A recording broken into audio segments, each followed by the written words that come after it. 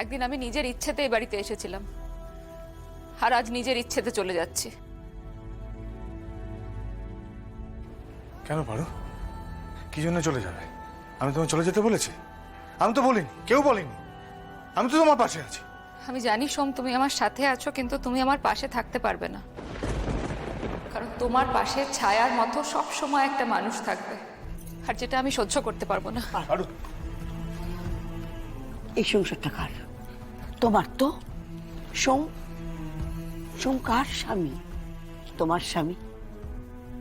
তোমার সংসার, তোমার স্বামী, সবকিছু ছেড়ে তুমি কেন চলে যাবে পারো?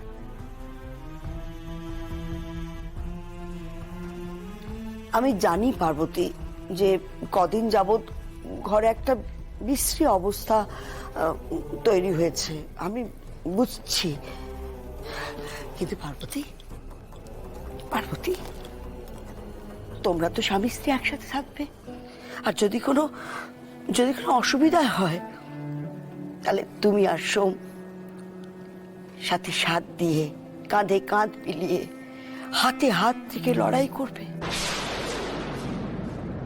লড়াই?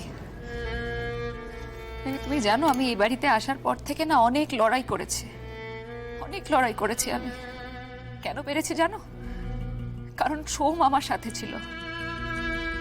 কিন্তু আজ যে সোম আমার পাশে থেকেও নেই মিমি,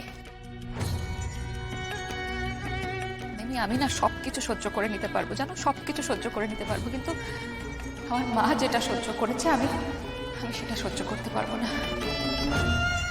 ও বৌদি, তুমি কোথায় যাবে বলো আমাদেরকে ছেড়ে? তুমি চলে গেলে আমার কি হবে বলো? আমায় কে স্কুলের জন্য তৈরি করে দেবে? কে চুল বেঁধে দেবে? কে আমার টিফিন বানিয়ে দেবে? বলো না বৌদি, তুমি কোথায় চলে যাবে? রিমলি, তোমার চুল বেঁধে দেওয়া, তোমার টিফিন করে দেওয়া, তোমার যত্ন নেওয়ার জন্য না এ বাড়িতে আরো একজন চলে এসেছে। এবার থেকে সেই সবটা করবে, কেমন?